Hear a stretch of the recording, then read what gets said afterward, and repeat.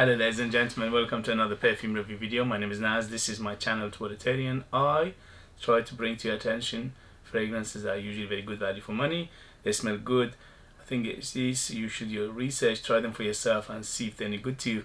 So today I have another unboxing and first impression plus the update for you, and this is the update for Lattafa Fakhar. This one came out 2021. It is unisex, but it leans a little bit on the masculine side. The reason is because many people compare this to YSL, YEDP. I think they are very, very close, but they are not identical, okay? So at least to my nose, my skin. In terms of value for money, you know how they goes. You know, this brand or many Middle Eastern brands, they basically give you the best value for money for what you pay. The ratio between what you get and what you pay is always good, much good, very good or excellent. In this case, it's very, very good. So it's under £20, 100 ml, very good presentation. The box is cardboard, quite, you know, strong box, and the bottle is very unique, not very unique but quite unique, and also it's very heavy, very good quality. When you look at it, you don't think this is a £20 fragrance. In terms of juice, yes, it is very, very good as well. The perfumery is top notch. It smells like 70-80 pounds perfume basically, and the quality is good. It doesn't smell synthetic. Obviously there are synthetic elements in there because with the price point you don't expect it to be all natural. You get probably about 80-90% synthetic and 10% natural, like bergamot oil and lemon oil, things like that, which are, you know, a little bit on the cheaper side of oils. Then you lift it up and make it a little bit more presentable, a little bit more natural to the nose. So it starts with a blast of citrus and also sweetness. This one is a sweet fragrance, so if you like sweet fragrances, this is up your alley. And in terms of sweetness, from 0 to 10, 10 being the sweetest, this is around 8, so it's quite sweet. Starts off with very sweet and it goes down to the end quite sweet, so it is sweet all year, all the way to the basically to the end. Start with blast of citrus and also quite aquaticness and a little bit of spicy feel to it. Bubblegum sweetness in the beginning. The bubblegum will subside after 5-10 minutes, it will go away, but it is very sweet in the opening. And when it goes to the mid, it's dominated by florals. The lavender is quite big, vetiver, there's patchouli, there is tonka bean. The tonka bean gives in it quite a dark feel.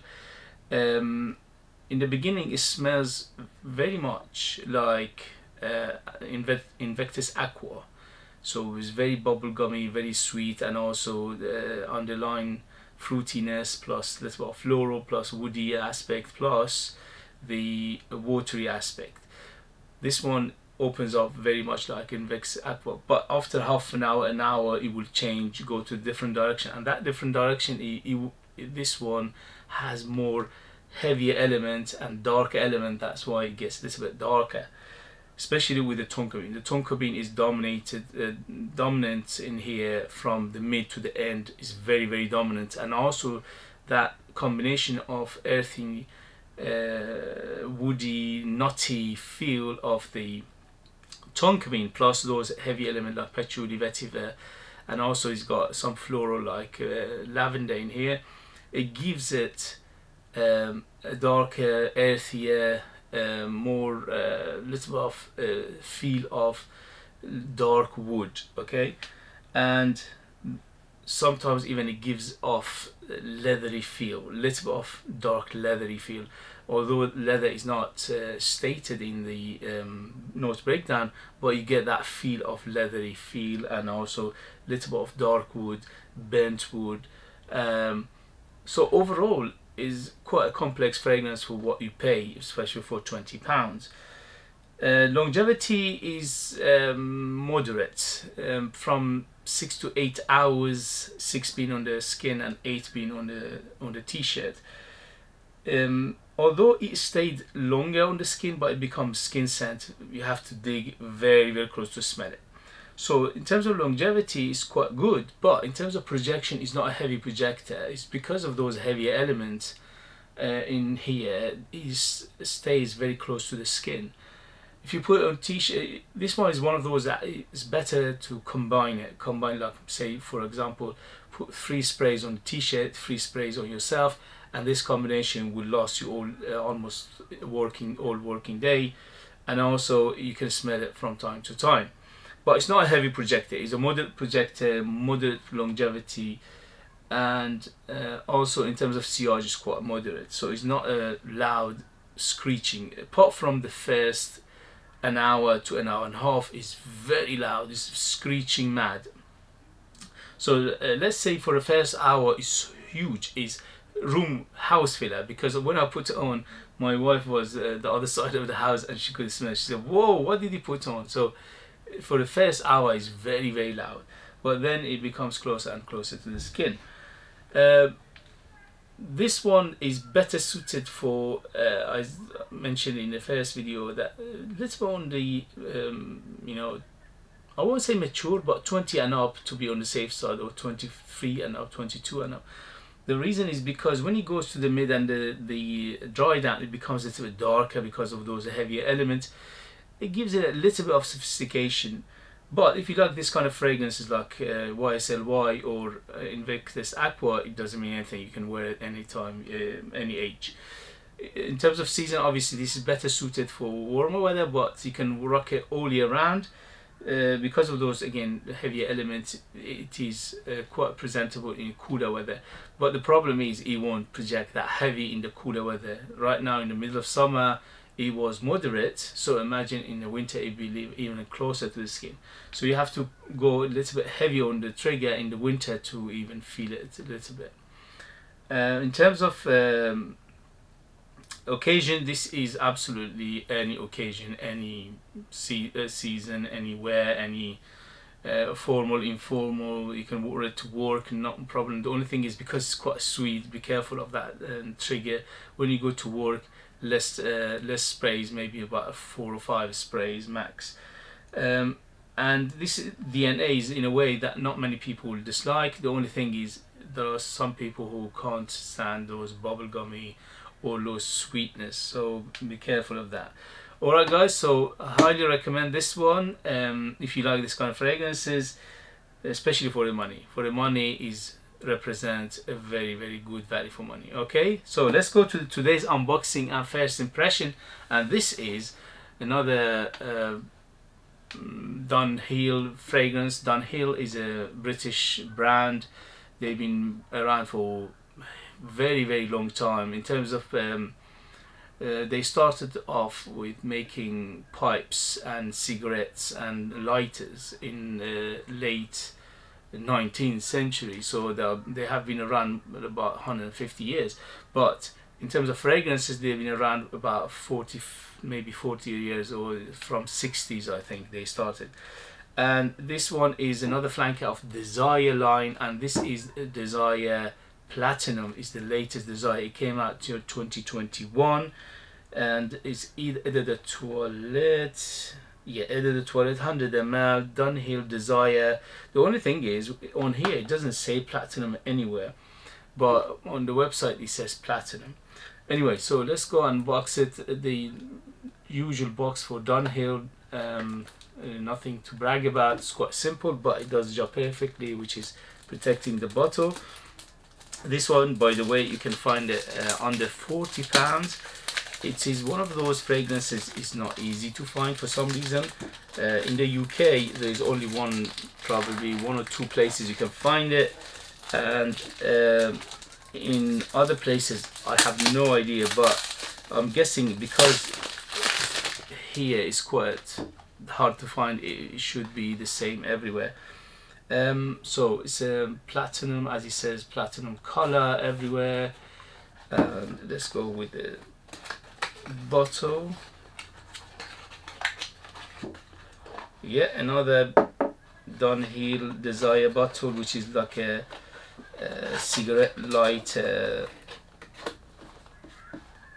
As you can see, it's like a cigarette lighter, okay?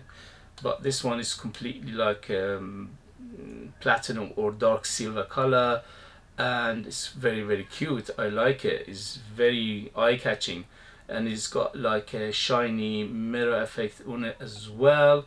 And let's go with the sprayer. Good sprayer, but not perfect. Good sprayer.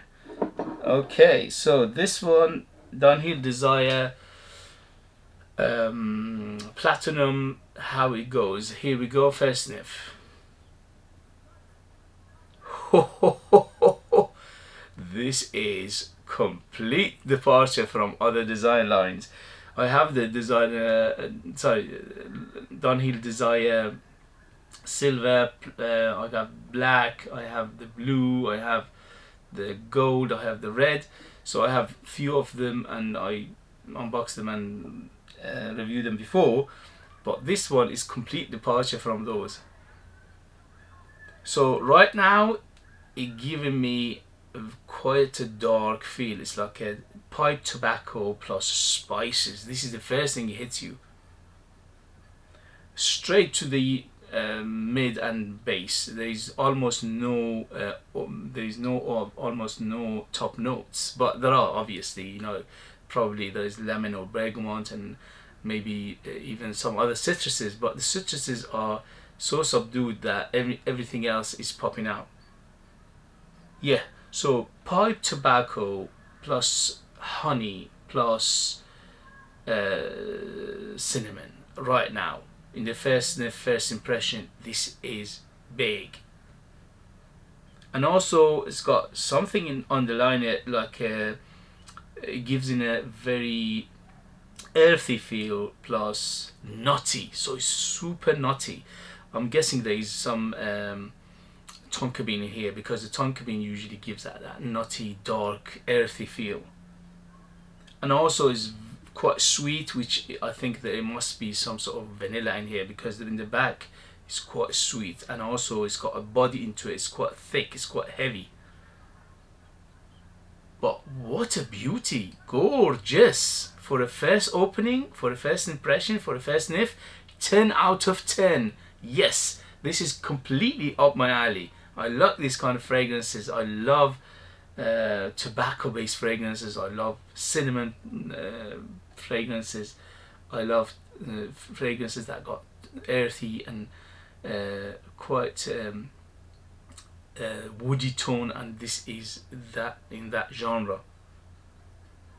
Wow, beautiful. It's got something like resinous feel to it as well. It's quite resinous, very actually quite heavy on the resin, but the resin here, they're not oud, so it's not a oudi. It's like an amber resin or some dark fruit resin in here. Okay, so it's quite resinous, resin.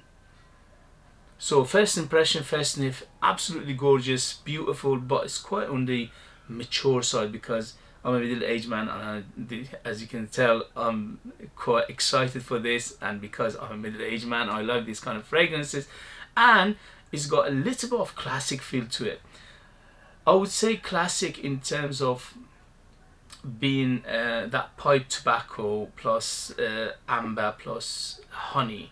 Those combinations been done in 80s and 90s, you know, many times. So this reminds me of some of those, although right now it doesn't remind me of anything in particular, but it reminds me of those era, which the tobacco, herbal tobacco, pipe tobacco, honey and vanilla plus spices like cinnamon, it was dominant in the back in the days, and this is quite similar to those ones.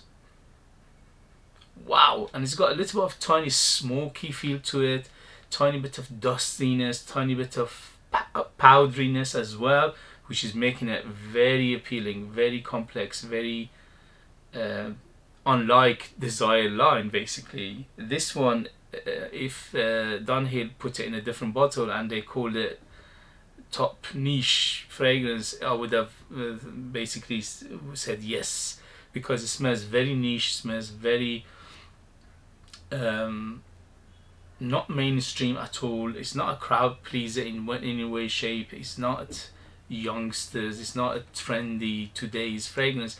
This is very, very different from whatever you see in the market today, which is Fakhr, Lattafa Fakhar represent that trend of sweet fragrances. This one is completely different. Wow, wow, wow. Beautiful. I love it